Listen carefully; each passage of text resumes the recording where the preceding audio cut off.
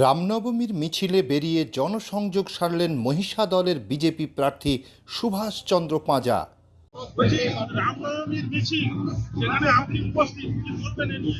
বলতে এটাই চাচ্ছি, আমাদের যে সনাতন ধর্ম পুরুষোত্তম রামের দ্বারা অনুপ্রাণিত আমরা চাই এই রামনবমী, এই যে শোভাযাত্রা, এটা সার্থক হোক, প্রত্যেকটি সনাতন ধর্মাবলম্বী মানুষের কাছে আদর্শ, অনুপ্রেরণা এবং জাতীয় শক্তির উৎসাহ হোক।